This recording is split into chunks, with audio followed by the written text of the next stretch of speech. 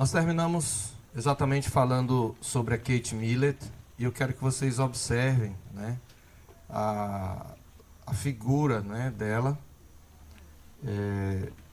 De fato, ela é homossexual, ela é lésbica, né, não tem nenhuma preocupação em ser feminina, pelo contrário, isso é uma coisa negativa para ela. E por que eu estou falando isso?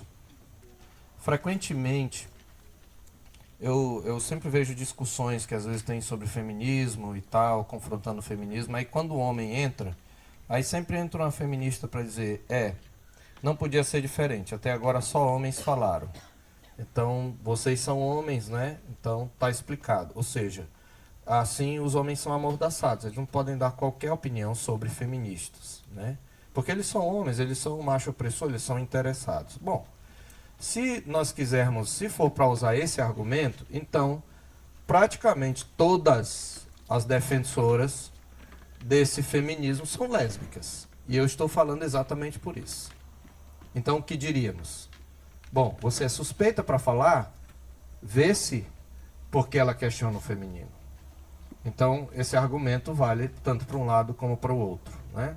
Então, Kate Millett, ela escreveu Sexual Politics, que é uma espécie de manifesto feminista, né? Nós falamos que representa para o feminismo aquilo que o manifesto comunista representaria para o marxismo. E ela mostrou que o problema sem nome, aquele problema que Simone de Beauvoir começou a identificar, que Beth Friedan avançou, esse problema era o patriarcado, ou seja, a família que tem o governo do pai, a família patriarcal. E por quê? Porque o patriarcado, ele determinava o domínio social do macho e a inferioridade e subserviência da fêmea, sendo o patriarcado a causa última do descontentamento, da infelicidade e dessa posição de oprimida das mulheres. O patriarcado teria sido o poder que oprimiu as mulheres e que era responsável pela infelicidade delas. Portanto, a destruição do patriarcado traria de volta a libertação, a plenitude e a integridade das mulheres. É por isso que hoje, quando se fala, não se usa mais o termo muito... fala-se muito machista quando alguém fala alguma coisa, você é machista. Mas quando se fala, geralmente, como enquanto instituição, não se fala mais machismo, mas fala-se o patriarcado, né? O patriarcado.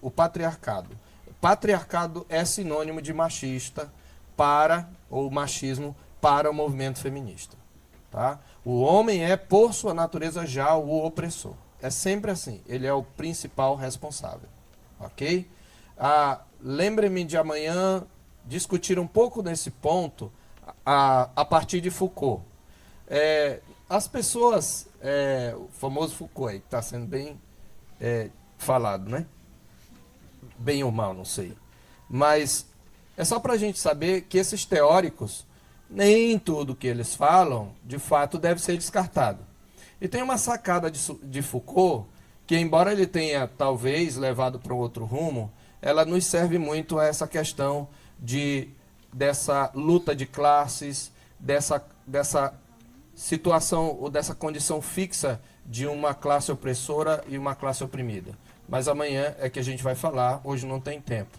Hoje eu quero seguir a exposição histórica e eu aviso que amanhã é que a gente vai entrar propriamente na questão da chamada ideologia de gênero, que seria a diferença entre sexo e gênero, amanhã pela manhã, tá certo? A gente deve fazer isso. Mas os irmãos já estão mais ou menos sentindo o rumo que a coisa está indo, né? Lembre-se que Kate Millett, ela estava falando sobre essa questão das mulheres sempre femininas, né? Garbosas no mundo da cama e da cozinha, etc. Então, o que nós temos aqui?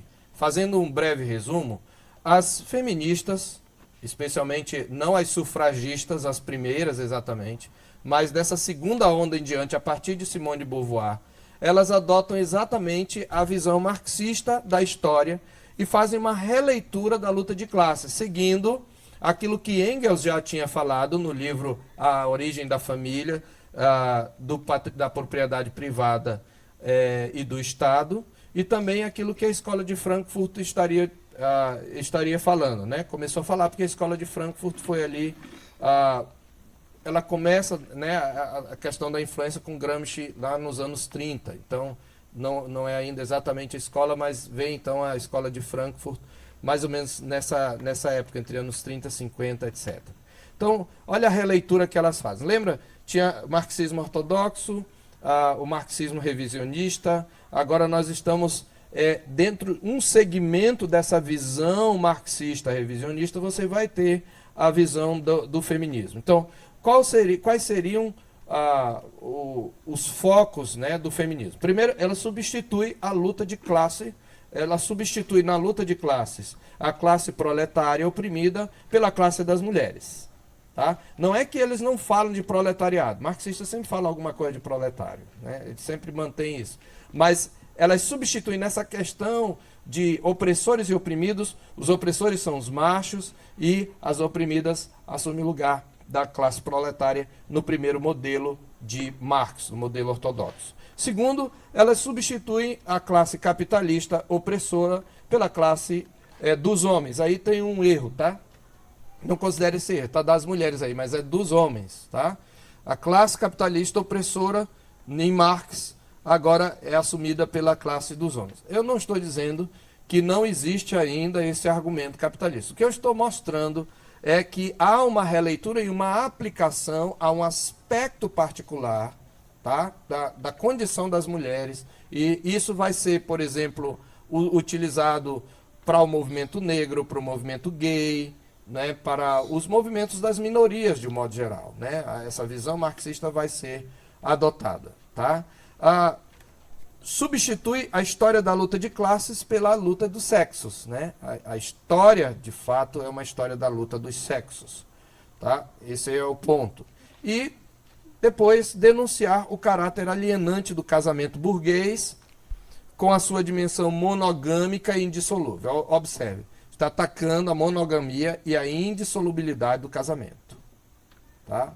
Então, observe bem isso. Ok? Bom, a premissa básica é esta. A relação entre os sexos é invencivelmente conflituosa. Sempre haverá um conflito entre os sexos. Então, observe a linha de raciocínio. Eu já vou me estender aqui para o que amanhã a gente vai falar com mais detalhes. Se é a luta de sexo, observe. A luta entre os sexos. Qual era o objetivo de Marx? Acabar com a luta de classes, estabelecendo um comunismo. Né? Voltar a uma sociedade onde nada é de ninguém, onde ninguém é de ninguém, tudo é de todo mundo. Uma sociedade sem distinção de classes. Muito bem. No movimento feminista radical, qual seria a sociedade ideal? Uma sociedade sem distinção de sexo. Entendeu? Essa distinção de sexo precisa desaparecer. E observe, não é a questão de igualdade e desigualdade, é a distinção. Porque algumas feministas radicais argumentariam o seguinte: se a mulher, enquanto mulher distinta do homem, ela se emancipa, ela assume uma posição superior, ela pode se tornar o grupo hegemônico. E ela pode se tornar opressora. O que de fato vai acabar com qualquer opressão é a distinção. Não deve haver mais uma diferença de identidade. Esse é um ponto importante que nos leva à ideologia de gênero. Vocês estão entendendo o raciocínio ou não? A questão aqui não é mais a luta pela igualdade da mulher no feminismo radical. Não é luta por igualdade no sentido de igualdade de direitos, que era legítima. A questão aqui é qual é o problema, qual é o ponto principal. O que é que leva a essa opressão? É a distinção. Então, se no marxismo ortodoxo a sociedade ideal é a sem distinção de classes, no relacionamento, né, no relacionamento amoroso, erótico ideal, a sociedade ideal é a sociedade sem distinção de sexo. O sexo tem que ser alguma coisa relativa. Sem homem, sem mulher. É aí que chegamos ao ponto da ideologia de gênero. Portanto, mulheres, prestem bem atenção. Os ideólogos de gênero, eles falam às mulheres, porque isso soa bem aos ouvidos, que eles estão lutando pela igualdade, para que vocês tenham direitos iguais. Não é isto. Eles estão lutando para acabar com a identidade feminina, sexual feminina, como vocês hoje a veem e como vocês hoje a vivenciam. De não ter diferença. É isso que eles querem. Só que eles dizem, não, nós estamos lutando por direitos iguais. Empoderamento da mulher. A feminista radical não pensa mais em mulher como você pensa. Ela fala uma coisa para você, ela tem um discurso para você, mas quando você pensa segundo a sua visão do que é mulher, a sua visão de mundo. Mas quando ela fala de mulher, ela não está falando mais de um sexo em particular. Ora, para a ideologia de gênero, um homem, biologicamente homem, pode ser uma mulher. Então, se a mulher assume, por exemplo, uma postura que na sociedade patriarcal o homem assumia, nós vamos ter um outro grupo opressor. Não vai resolver o problema. Mas, se não houver distinção, nós não vamos ter mais problema. E aí, você vai chegar na Shulamit Firestone. Shulamit Firestone, ela é uma espécie de, como direi,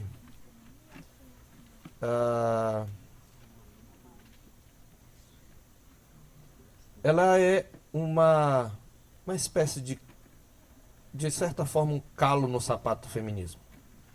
Porque na sua proposta, ela levou a coisa a um ponto radical. E, de fato, as feministas radicais concordam com ela. Mas Shulamit Firestone não é muito um bom cartão de visitas. E para não assustar, nem todas falam dela, mas nós vamos ver que a forma como a ideologia tem sido aplicada é exatamente o projeto de Shulamit Firestone. O que é que essa senhora, essa moça fala? Ela então é da linha já do feminismo radical. Lembra o livro de Kate Millett, aquele livro Sexual Politics? Ele tem o status de um manifesto, né? Embora ela não tenha colocado exatamente assim, mas ele é considerado como um manifesto. Pois bem, no livro The Dialectic of Sex, de Shulamit Firestone, o feminismo assume uma espécie de status de ideologia. Nesse livro ela propõe uma ideologia, um sistema alternativo, o socialismo feminista. E preparem seus estômagos para as coisas que ela fala. São radicais. E eu separei aqui alguns trechos desse livro, a Dialética dos Sexos. Lembra? Raciocínio dialético. Tá? Ela propõe um sistema alternativo. Em que consiste esse sistema alternativo? Primeiro, vamos lá. A primeira coisa, ela vai mostrar qual é o objetivo do que seria a revolução feminista. Trechos do livro dela dizem assim: o objetivo definitivo da revolução feminista deve ser não apenas acabar com o privilégio masculino, mas também com a distinção. Bingo! Entenderam? Assim como o objetivo final da Revolução Socialista era não apenas acabar com os privilégios da classe econômica, mas também com a própria distinção que existia entre as diferentes classes econômicas. Sociedade sem classes. Sociedade sem sexo. Sem distinção de sexos. Objetivo final da Revolução.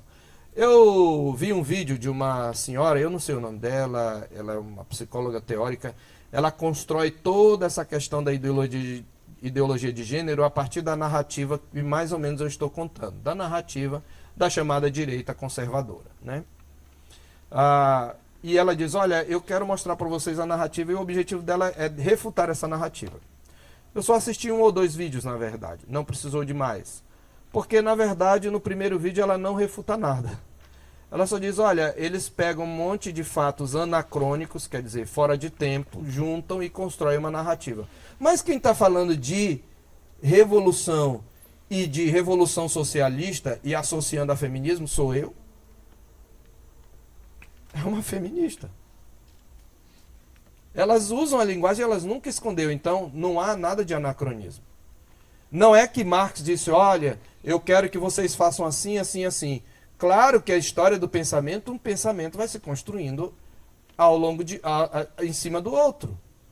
Certo? A partir de outro. E óbvio que quando você constrói uma premissa, quando você constrói uma linha de raciocínio, ela vai dar numa conclusão lógica. Então é natural que os movimentos eles avancem nas conclusões, né? No progresso do raciocínio, nas implicações daquele raciocínio nas gerações posteriores. Mesmo que quem iniciou com aquele raciocínio, com aquela ideia, não tenha ideia de que foi assim, que seria assim que aconteceria. Mas nós já vemos a ideia ali em semente, seminal ali no livro de Marx e Engels, que eu já citei. Sobre a família, o capital e o Estado. Tá? Então, elas mesmas estabelecem exatamente essa relação. Então, no primeiro vídeo dela, eu digo, não vou perder meu tempo, porque a linha dela, ainda por cima, era muito fraca, porque ela até nos ajuda. Ela coloca alguns livros lá, e são livros realmente sérios, né?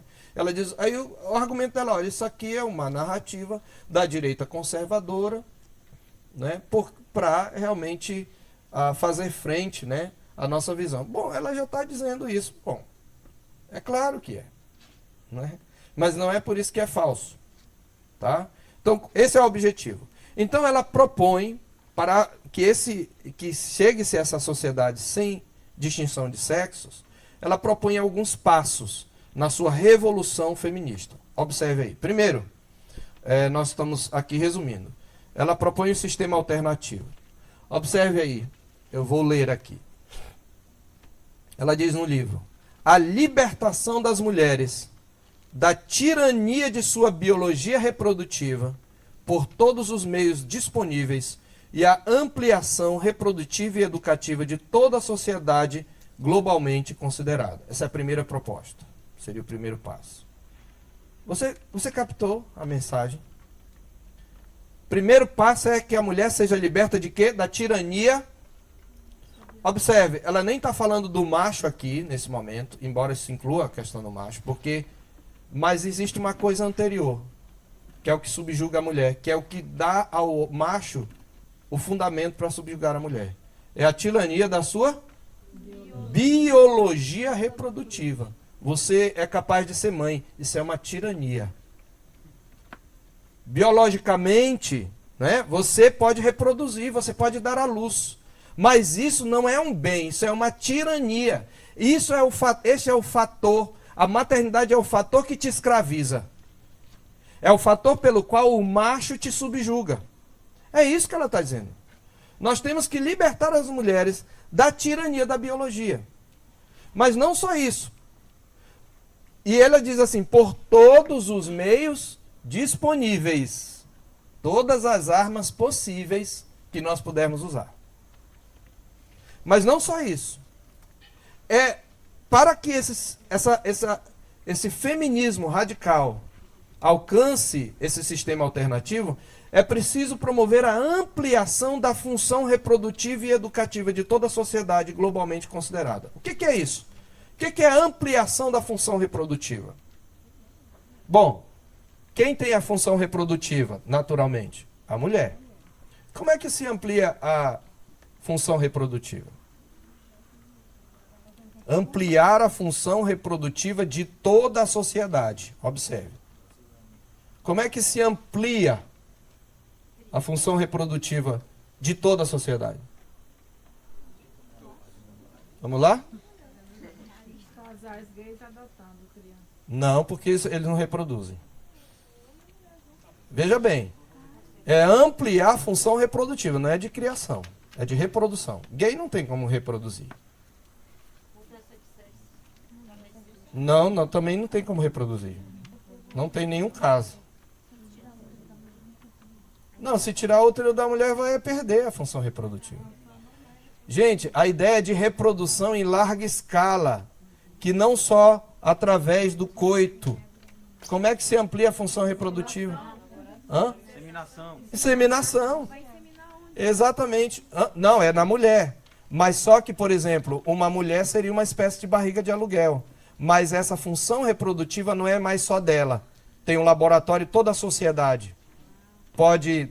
É claro, não tem como, tem que ter um ventre. Não tem como, tem que ter um ventre.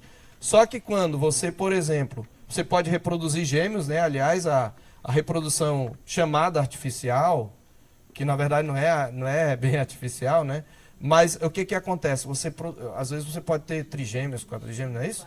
Vários, porque você amplia. Então, por exemplo, eu sou um pai, né? Eu sou um homem. Então eu vou lá, não tem a produção independente, né? Então ampliou a função reprodutiva. Mulher solteira pode ter filho. Né? Um homem pode ser pai de vários. Amplia a função reprodutiva. Eu posso inseminar várias mulheres. Deixo meu sêmen lá num banco de sangue, num banco de sêmen, e ali ele pode reproduzir. Isso, há uma ampliação. A sociedade pode ter. Então, por exemplo, um grupo, uma dupla de parceiros gays, eles podem ir lá e conseguir outras mulheres, alguma mulher que de fato gosta. Ele não precisa ter relação. Então, amplia a função reprodutiva. A ideia é tirar essa função reprodutiva da família, do relacionamento homem-mulher. Ela é uma coisa da sociedade. Observe, a ampliação da função reprodutiva e educativa de toda a sociedade globalmente considerada. É a sociedade que vai reproduzir. Então, os homens e mulheres serão doadores. Não tem doação de sangue? Então, você vai doar. Você vai doar óvulo, você vai doar esperma, você vai alugar sua barriga, né? Barriga de aluguel. A ideia é essa. Então, veja bem, lembra de Marx a socialização dos bens de produção? É mais ou menos isso, usando agora a tecnologia. Só que Marx, quando ele olhava a família, Engels particularmente, principalmente, no livro A Origem da Família, da Propriedade Privada do Trabalho, ele pensava, por exemplo, na volta daquele comunismo básico, vamos dizer assim, daquelas famílias que ninguém era de ninguém, né? Aquela família ideal. Só que agora nós temos tecnologia. Então, a ampliação, lembre-se, a partir da revolução sexual, especialmente, procriação e prazer são praticamente inimigos, são separados. Sexo é para o prazer. Tá? Procriação a gente faz de outra forma. Ampliação da função reprodutiva. E não só isso, mas educativa. Por que ampliação da função educativa? Quem é que ensina valores para as crianças? Família. Então, ampliação da função educativa da sociedade é dar à sociedade, leia-se, Estado, mais poder sobre a criança. Não é mais só a família não tem que ditar como a criança tem que ser. Ela pode ser o que ela quiser. Então a gente tem que tirar isso. Observe, estamos falando de uma mudança radical. Libertar as mulheres de sua biologia significa o quê? Ameaçar a família. Palavras de Firestone. Libertar as mulheres significa ameaçar a família, que é a unidade social organizada em torno de quê? Da reprodução biológica. E ela diz, e da consequente sujeição das mulheres ao seu destino biológico. Ser mãe é um destino. Lembra? Matéria, espírito. Lembra da dicotomia? Natureza, graça. Natureza, liberdade. Natureza, ser mãe. Liberdade, libertar-me dessa biologia reprodutiva. Para ser mulher, eu tenho que me libertar dessa matéria, desse corpo. Percebe? Isso é uma versão, eu acho que Shulamit Firestone talvez nem tivesse consciente disso. Isso é uma versão moderna, mais perversa ainda, na visão platônica ou da visão pagã da vida. Particularmente da platônica, que vai para o andar de cima. Então essa é a sociedade. Ok, então deu para perceber? Muito bem. Segundo passo. Segunda coisa, a total autodeterminação, incluindo a independência econômica, tanto das mulheres quanto das crianças. Sabe o que é a independência econômica? É a criança ter dinheiro, ter condição financeira, independente, tá? Autodeterminação. Quer dizer, a criança é que determina o seu destino, o que ela quer ser. Aí nós temos de novo o Jean-Paul Sartre. Se não há um homem dado, uma essência humana, mas apenas uma existência humana, é que antecede, também não há uma criança dada. Eu não estou dizendo que Foucault disse isso, mas essa é a consequência lógica do pensamento, de Sartre. Mas essa é a consequência lógica. Então, quando ela fala de autodeterminação, a criança determina. Então, por que hoje estão... E, queridos, será que não está claro isso? Na mídia, no Fantástico, mostrou uma criança cujos pais... Ela se sente uma mulher, é um homem que agora se sente uma mulher, e os pais já estão dando hormônio para ela. Não, ela está passando por psicólogo, e o Fantástico colocou como uma coisa boa. É uma criança. Então o que os pais estão fazendo? Apenas respeitar a autodeterminação dessa criança. Ela se sente assim, e eles têm que respeitar. Então, algumas feministas, não, mas Shulamit Firestone, vocês estão citando... Não, mas é o que está acontecendo. Certo? É o que eu chamo, ela não usa esse termo, pelo menos não vi isso no trecho, mas é o que é o empoderamento. O que é o empoderamento? É a capacidade de autodeterminação. É colocar nas mãos da mulher o poder para ser o que ela quiser, independente do macho. Então, o que é o empoderamento das crianças? Independentemente dos adultos. Queridos, está numa resolução, está em várias resoluções da ONU. Eu vi isso no Jornal do Brasil, usando o discurso contra, que na verdade nós devemos ser contra o casamento de crianças de 8 e 9 anos na África. Uma das estratégias da ONU para acabar com isso é promover o empoderamento da criança, ou seja, a criança toma nas próprias mãos o seu destino de se proteger do adulto e ser o que ela quiser. Empoderamento. Está lá, está na ONU. E foi no Jornal do Brasil. É teoria da conspiração. Está lá, eu ouvi essa semana. Empoderamento da criança. Me diga, uma criança tem condição de ser empoderada? Ela tem condição de determinar o que ela quer, o que ela não quer? Não tem, claro que não tem. A estutice está ligada ao coração da criança, a Bíblia diz. Mas é o que ela diz. Ela diz, é por isso que precisamos falar de um socialismo feminista. Com isso, atacamos a família em uma frente dupla. Primeiro, contestando aquilo em torno de que ela está organizada, a reprodução das espécies pelas mulheres. Maternidade. Então, primeiro, a gente ataca numa frente dupla. Primeiro, a gente contesta em torno do que a família está organizada? A reprodução das espécies pelas mulheres.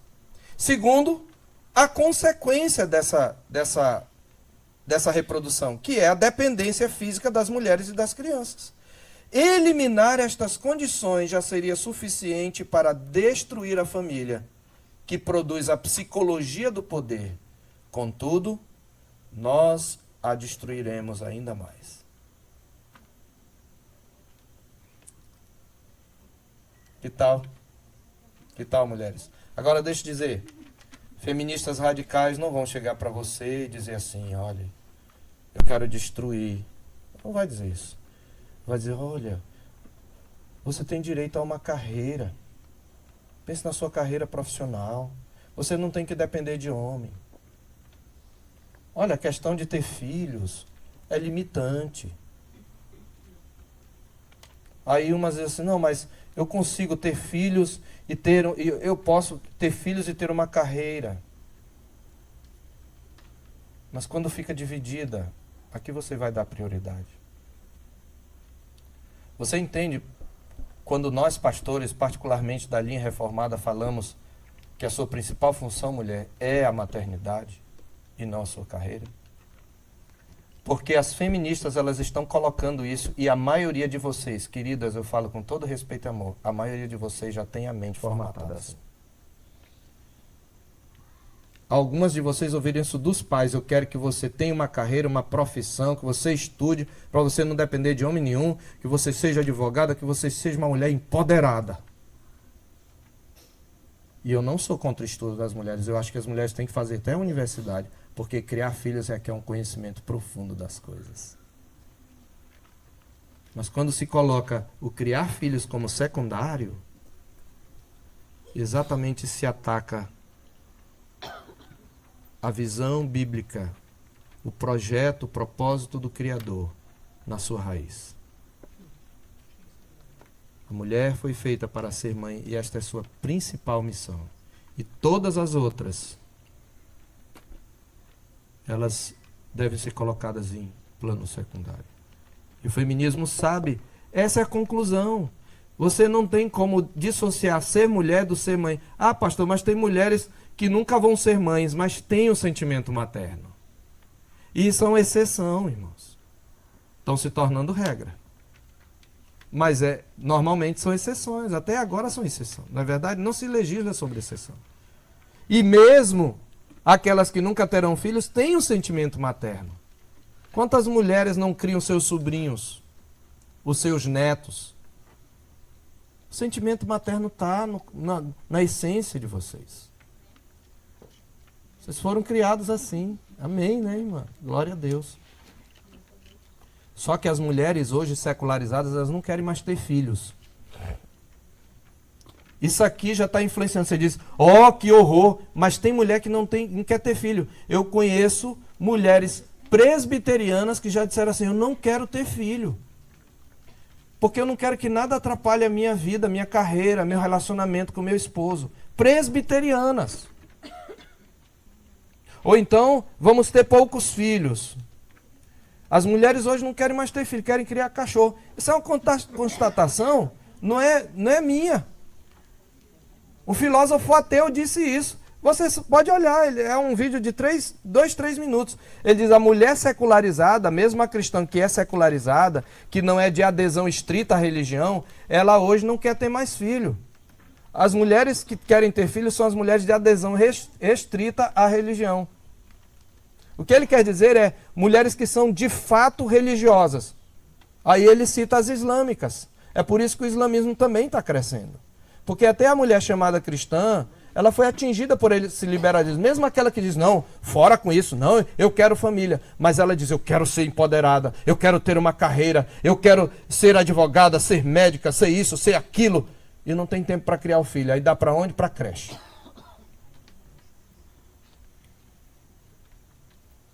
Percebe? Terceiriza.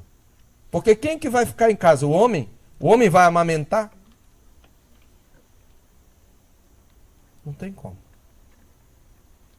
Então, assim, o feminismo não vai dizer para você, olha, não, ele vai dizer, não, você tem que lutar pela igualdade, você tem que se empoderar. E já incute, e as mulheres hoje não querem ter filhos. Constatação não é minha só. A constatação é de uma série de pensadores. Inclusive não tem nada a ver com a minha posição.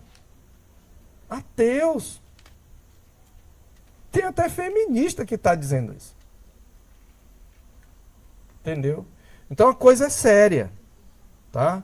Ela diz, contudo nós destruiremos ainda mais a família. Como? Terceiro passo desse sistema alternativo. A total integração das mulheres e das crianças em todos os níveis da sociedade. Observe. As crianças integradas em todos os níveis da sociedade. Todo assunto, a criança está no meio. Como agente. Não é como objeto da discussão. Mas como agente. Como a pessoa que está determinando o seu próprio destino. Em todos os níveis. Todas aquelas instituições que segregam os sexos ou separam as crianças da sociedade adulta, por exemplo, a escola elementar, devem ser destruídas.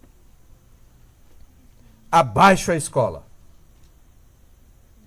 E se as distinções culturais entre homens e mulheres e entre adultos e crianças forem destruídas, nós não precisaremos mais da repressão sexual, que mantém estas classes diferenciadas, sendo pela primeira vez possível a liberdade sexual natural.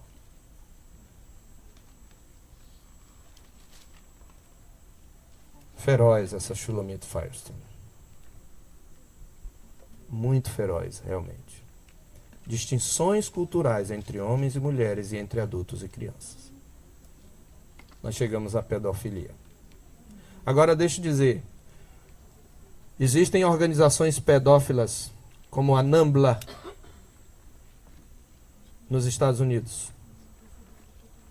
É uma sociedade que reivindica o direito da criança de experimentar plenamente sua sexualidade. Elas são visceralmente ligadas aos movimentos feministas radicais. Só que essa ligação é meio por debaixo dos panos. Mas tem várias pessoas do movimento feminista que têm ligação com NAMBLA. Mas por que elas não são? Porque na ONU, para a associação, né, a instituição, uma das instituições feministas que a gente vai falar um pouco amanhã, ser aceita, a pedofilia ainda pega mal. Então, não vamos, ainda é crime. Então, vamos tomar cuidado com isso. Mas já existe defesa na academia. Aí, por exemplo, no Brasil, diz, não, nada de pedofilia. Mas tem que deixar a criança se experimentar. Né? Tem que a criança, né, o menino tocar no pipiozinho do outro. Né? E a menina no órgão da outra. Tem que deixar se experimentar. Isso já aconteceu na Alemanha, na Suécia, irmãos. Ok? Então, não, a pedofilia é crime. Mas a criança pode se experimentar desde pequena. Certo? Vamos lá. Quarto. Assim, então, chegaremos à liberdade para que todas as mulheres e crianças possam usar sua sexualidade como quiserem. Não haverá mais nenhuma razão para não ser assim. Em nossa nova sociedade, a humanidade poderá finalmente voltar à sua sexualidade natural, polimorfamente diversa. De onde ela tirou isso? Voltar. Serão permitidas e satisfeitas todas as formas de sexualidade.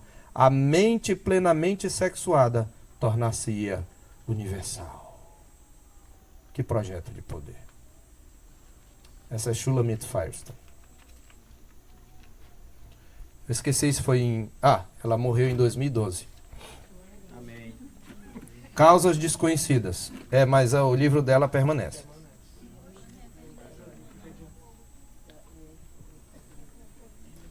Ela morreu sozinha em casa. Ela tinha distúrbios mentais.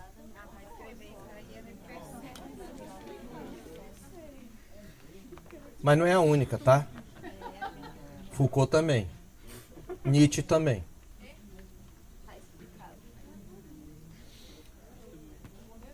Tá bom? Eu poderia citar mais uma fila, mas deixa pra lá. Tá? Ela vivia isolada e tudo, tá certo? Então, essa é Shulamit Firestone. Aí, eu quero falar... eu acho que teve um probleminha aí, Mileninha. Eu acho que começou aqui errado. O termo chula saiu do nome dessa mulher.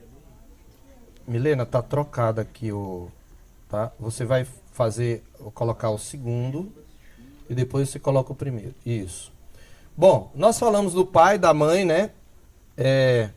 Ainda tem mais do feminismo, mas a gente precisa introduzir aqui o filho primogênito da ideologia de gênero.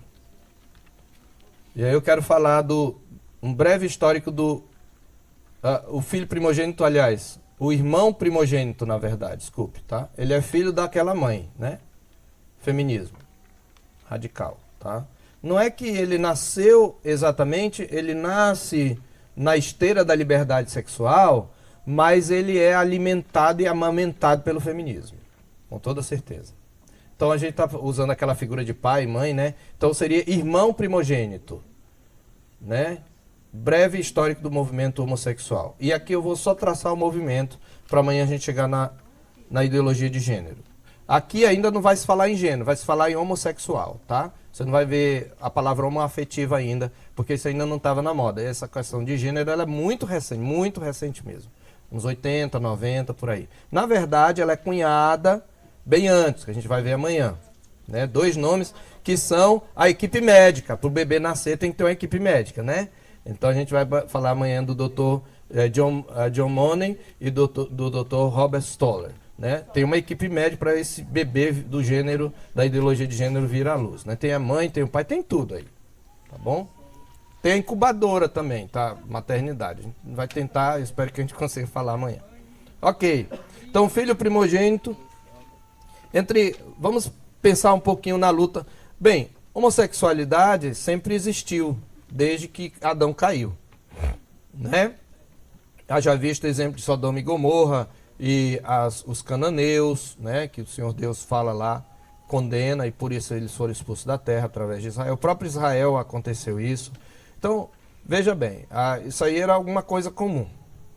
Tá? Mas a partir da era contemporânea, aí, do século XX, nós temos um movimento pela luta na nossa sociedade ocidental. Entre 50 e 65, nós temos uma luta por uma definição do que seria o homossexualismo, do que seria a homossexualidade, uma luta por autocompreensão, quer dizer, para que o próprio homossexual se compreendesse, e tratamento justo. Então, alguns movimentos, eles nascem, né, nessa esteira dos movimentos das minorias nos Estados Unidos, e eles buscam uma definição do que é homossexualidade, que eles mesmos se compreendam e que eles recebam um tratamento justo. Ele diz, olha, o homossexualismo deve ser tratado com justiça. A homossexualidade já foi tratada como crime. Na verdade, essa palavra homossexualidade nem era usada, era pederastia. Tá? A pederastia era um crime. Ou sodomia, no caso né? Tanto faz, é pederastia ou sodomia. Então era um crime. Não era muito aceito. Tá? Então, quando Foucault, por exemplo, frequentava as noites parisienses, né, vestido com aquela roupa, né, erótica, com chicote e tal, essa coisa não era muito bem aceita. Mas, bom, ele era um professor, né, da universidade, tudo pode. A universidade pode tudo. Então ele saía, né, loucamente pelas ruas e praticava sadomasoquismo. Tá? E mais outras coisinhas que ele praticava. Mas quando ele fez isso, naquela época ainda não era visto. Tá? Então eles buscam aqui nos Estados Unidos um reconhecimento. Tá? Aí aparece aí a Sociedade Metatine. Sociedade Metatine, ela reunia homossexuais de ambos os sexos numa luta por definição, autocompreensão, tratamento justo, tratamento igualitário. E também a outra sociedade foi as Filhas de Biliris, que eram lésbicas. Qual era o lema delas? Olha aí, interessante. Evolução, não revolução. Porque revolução era uma coisa comum, era uma palavra da ordem. Eles disseram, não, nada de revolução, nós queremos evolução, queremos que a sociedade evolua. Quais eram os alvos, né, desses primeiros movimentos? Primeiro, melhorar a imagem pública. Os homossexuais eram vistos como pervertidos. Como eu falei, até mesmo considerado crime. Eles queriam agora, de pervertidos, ser considerados cidadãos respeitáveis. Segundo, eles tinham o objetivo de descriminalizar as relações homossexuais e conseguir pleno direito de cidadania. Nós estamos na esteira do argumento de minoria. Deixa eu falar. O movimento gay, na verdade, ele pegou carona um pouco no movimento negro. Porque existe aqui um conceito de minoria. Certo? Então tem o movimento negro e nós lembramos, o negro ele é negro de nascimento, é uma condição genética. Né?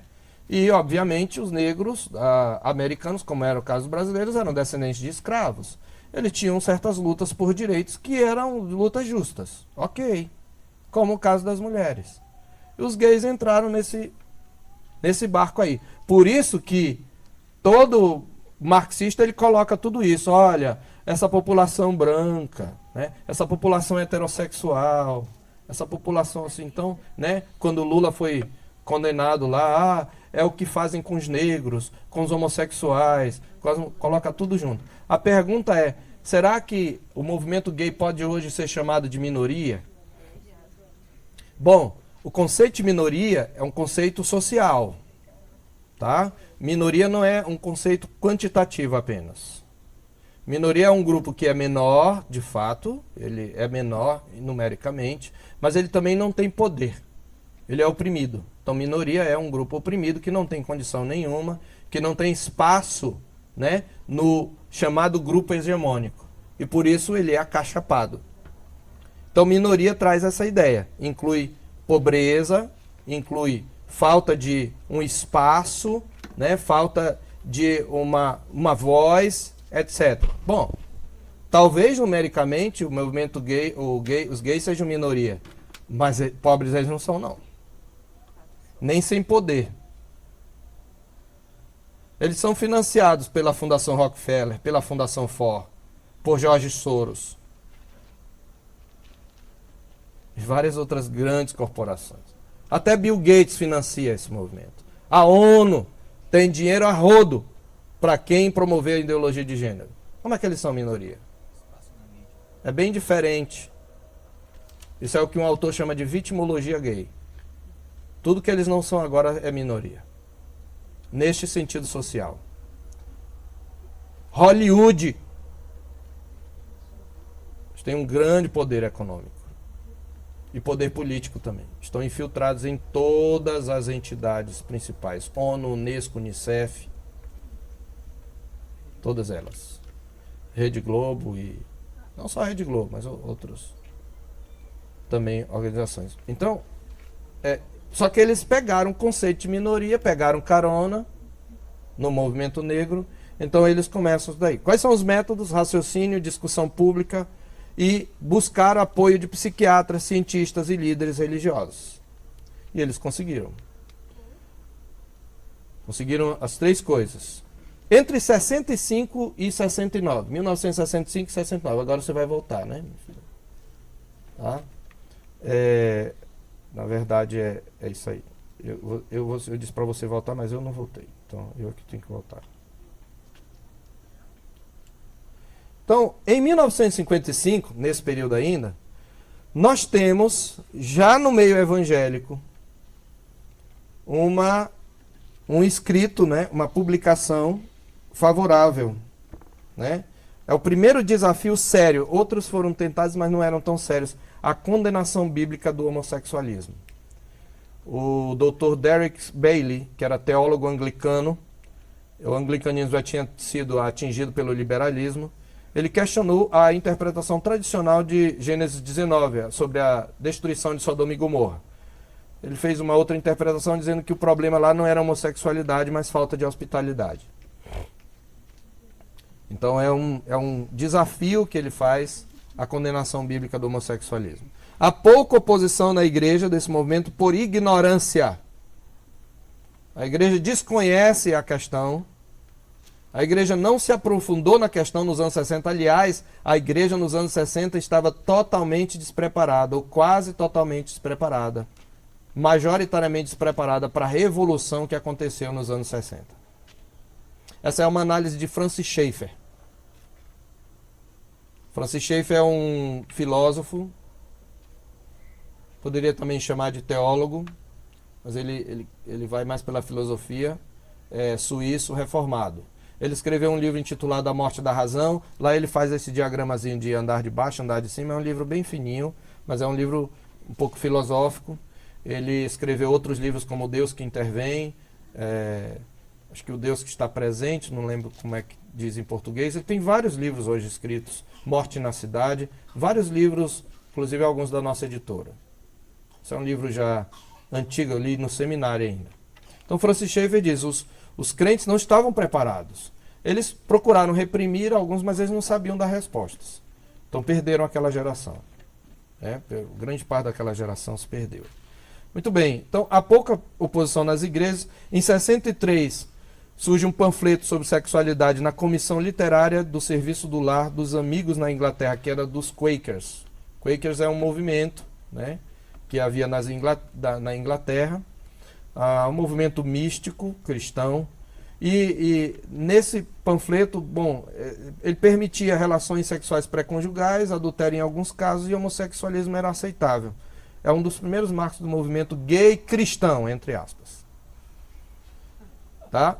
Não obstante, nesse período, a condição homossexual ainda era considerada ou como doença ou como uma condição inferior à ideal. O próprio homossexual se dizia assim, ele só dizia, olha, eu sei que eu tenho esse problema, mas eu sou um ser humano e eu preciso ser respeitado. Eu não sou um criminoso. Eu tenho no máximo uma doença. Tá? Era assim que ele se via.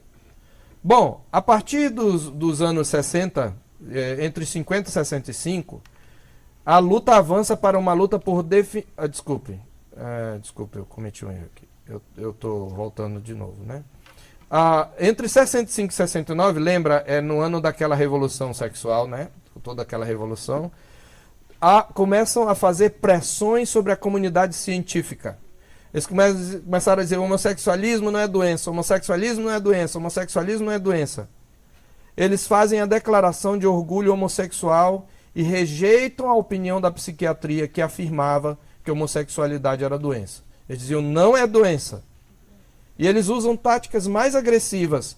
Eles se manifestam publicamente na Associação de Medicina Americana, em São Francisco, e na Escola de Médicos e Cirurgiões da Universidade de Colômbia, num congresso sobre homossexualidade. Havia o congresso para estudar, para falar sobre, discutir homossexualidade clinicamente. Eles vão para frente e começam a fazer panfletagem, começam a fazer uma pressão ali, com panfleto, com protestos e apelos ao senso público de justiça. Eles começam a exigir, esses movimentos começam a exigir participação em futuros congressos profissionais de discussão sobre o tema. Sempre vai ter um médico para trazer para a Irmandade, então não faltaria. Então eles começam, não, nós queremos ter voz. Ora, observe que todo movimento é político. Por isso que é certo falar ideologia de gênero. Os ideólogos não usam, esse é um termo que nós usamos. Eles não usam, porque o tempo todo é um movimento político.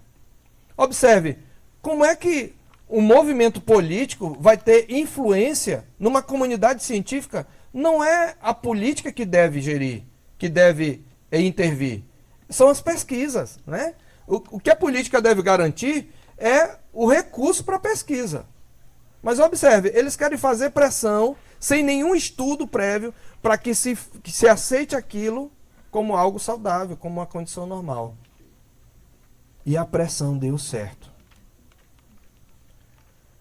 E eles acabam também propondo, e observe, em 68, exatamente no ano de 1968, aquele ano, a primeira denominação evangélica a favor da prática, da condição homossexual, da prática homossexual, ela surge, que é a Universal Fellowship of Metropolitan Community Churches.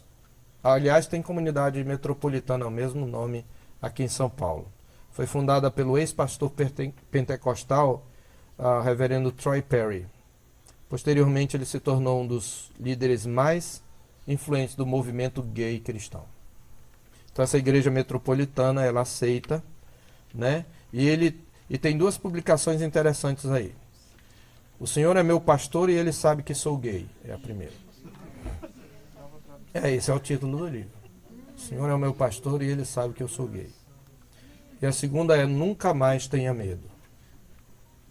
Essas publicações, elas são importantes para uma aceitação da igreja, né?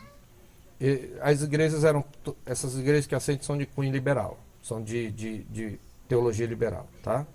Resumo das reivindicações. Não somos doentes, queremos ser reconhecidos e vamos lutar por isso. Vertente teológica. Deus nos ama, nos aceita assim como somos. Ele não vê problema na nossa homossexualidade. Então esse é o ponto. Tá? Agora, entre 1969 e 1979, começa-se a formular uma ideia da identidade homossexual. Observe, não estamos falando de identidade de gênero ainda. Já se havia cunhado mas eu estou falando no movimento ainda, tá? A identidade homossexual. Então, primeiro, ela não é um crime, ela é no máximo uma condição secundária ou uma doença. Agora, ela não é doença, ela é uma condição normal. Agora, ela não é uma condição nem uma conduta, mas ela é parte fundamental do caráter. É parte fundamental e permanente como cor da pele ou sexo. É uma identidade. Por isso, ser homossexual é como ser negro. Aí, tem aquela ideia, eu nasci homossexual, né? Que a ideologia de gênero ela já descarta um pouquinho isso. A gente vai ver amanhã. Então já tem gente que ainda está com argumento antigo. Mas não tem problema, porque quem quer implantar a ideologia de gênero, isso é útil. Como é útil ela estimular você a ter, ela não quer que você deixe de ter uma família, mas invista na sua carreira, principalmente. Então é útil. Então ainda hoje tem. Eu conversei outro dia com a mãe, cujo filho, a mãe é cristã, o filho é gay, né? E ele falou, mãe, mas eu já nasci assim. Então essa é uma condição. Ela é tão essencial quanto a cor da pele. Observe. É por isso que fala, olha, nós temos que acabar com a discriminação, né? De raça, cor, identidade de gênero, sexo, e coloca tudo num só. É a mesma coisa? Ser negro e ser gay? Ser negro, ser gay é tão essencial à identidade quanto ser. É uma condição permanente do caráter? É isso que eles passam a dizer, certo? Aí tem um momento decisivo na história do movimento gay. É o episódio de Stonewall. Eles são os precursores da parada do orgulho gay. No dia 28 de junho de 1969. Stonewall era um bar para homens, para homossexuais, na verdade. E 400 pessoas enfrentaram a polícia. Lembra que não era uma coisa totalmente legalizada, não era uma coisa legalizada. E houve uma espécie de turbulência no bar Stonewall. E 400 pessoas enfrentaram a polícia. E na noite seguinte, outra multidão vai para as ruas e começa a cantar o coro. Legalizem os bares para homossexuais. Era ilegal. Era crime. Ser homo é bom, eles gritavam. Fizeram fogueira, né? Jogaram garrafa. 4 noites depois, 500 pessoas tomaram as ruas de Greenwich Village, marchando e gritando vários slogans. E a partir daí, surgem grupos ativistas, a partir de Nova York para o mundo inteiro. Eles começam a se articular. Eles começam a articular planos de ação política e reforma cultural. E surge o Gay Power, um novo senso de unidade e definição. Essa época também surge o Black Power, né? Black Power é o poder negro. Então eles usam, lembra que eu falei? Eles pegam carona no movimento negro. Então tinha o Black Power, então surge o Gay Power, né? Um movimento, um senso de unidade e definição. Tá? I will survive, diria Gloria Gaynor, né? Um hino, praticamente. Tá? Lembre-se, estamos aí já tendo as consequências de toda a efervescência dos anos 60. Esse é um ano crucial para o Ocidente, para a era contemporânea, dos anos 60. Você precisa estudar, ler o que aconteceu lá. Movimento hippie, né? Os Rolling Stones, show lá em Woodstock, etc. Os protestos contra a guerra no Vietnã. Essa época de grande efervescência. Juventude, né? Então nós temos esse pessoal aí. Tá? Aí então, a gente já está avançando já para o fim. Eles traçam algumas estratégias para promover a identidade gay. Primeiro, vamos encorajar os que estão escondidos a sair do armário. Né? Começa essa expressão usada. Tem que sair do armário. Segundo, vamos formar e fortalecer alianças com simpatizantes. Havia pessoas que não eram gays, mas eram simpatizantes, né? E vamos confrontar os grupos contrários. Vamos fazer pressão. Bom, ele tem uma poderosa mãe, né? Ai, mãe, quando você mexe no filho, que vai amamentá-lo. Feminismo. E amanhã a gente vai ver também um pouco sobre esse cruzamento. Eles passam a celebrar aquele episódio de Stonewall. Em junho de 1970, lembra? Aconteceu em 69. No ano seguinte, 10 mil pessoas celebram o episódio de Stonewall com slogans do tipo: saiam do armário, vamos para as ruas. Para os cristãos com inclinações, o movimento gay cristão removeu o obstáculo, né? Ser homossexual e ser cristão é possível, não precisa escolher. Então, é o que se dizia, né? As igrejas inclusivas. Certo? Aí amanhã, eu vou só dar o ok aí. Essa simpática senhora, é uma senhora, tá? É. Judith Butler.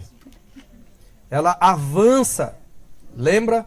Movimento por direitos, depois uma construção filosófica, Simone de Beauvoir, tá? Com Kate Millett você tem um manifesto, com Shulamit Firestone você tem uma ideologia, mas com Judith Butler você tem uma teoria. Ela constrói uma teoria de gênero. Mas nós vamos ver isso somente amanhã.